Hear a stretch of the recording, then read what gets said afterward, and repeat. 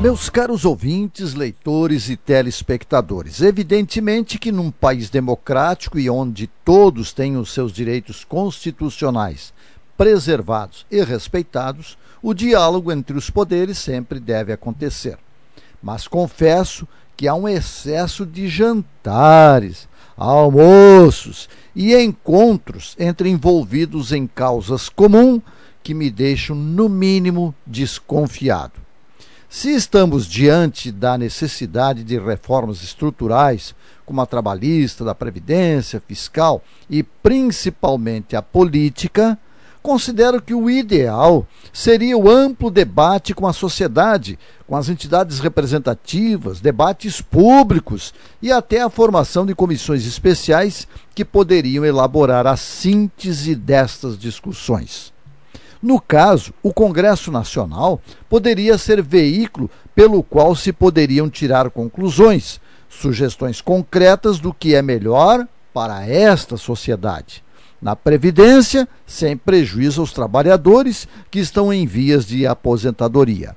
A reforma trabalhista não deve, como acredito que não acontecerá, mexer em direitos adquiridos, como a fixação da jornada de trabalho, carteira assinada, o 13º, as férias proporcionais e etc.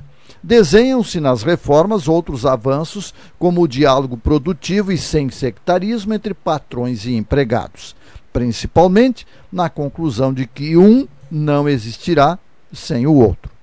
Quanto à reforma política, esta é mais do que necessária e não menos polêmica, por uma questão que é muito clara. Estão querendo que os maiores interessados, deputados e senadores, fixem suas normas e regras. E pelo que eles têm demonstrado, estão longe de fazer aquilo que a sociedade, o eleitor, o contribuinte brasileiro está querendo. Manter o fundo partidário, por exemplo, é uma anomalia. Quem deseja ter partido e funcionar como tal, que assuma a responsabilidade e viva às custas dos seus filiados. Por que nós temos que sustentá-los?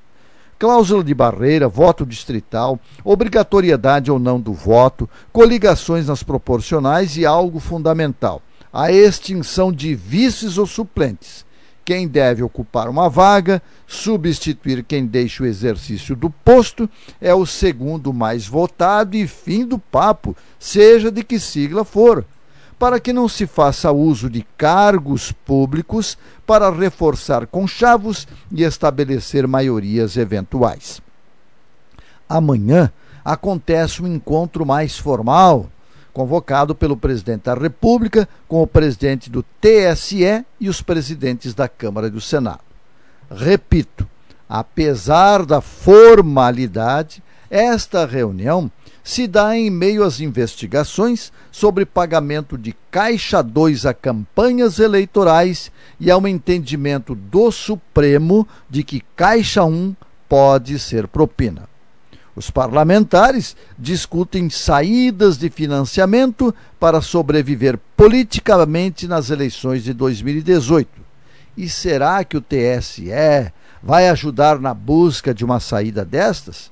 E a anulação da chapa Dilma Temer, como fica?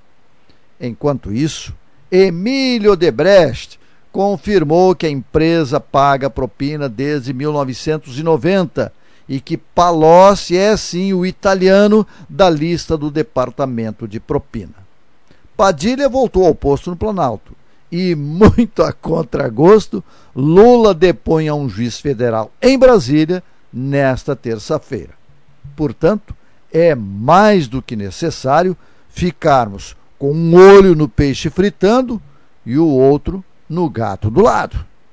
Direto de Brasília, José Voit Schumas.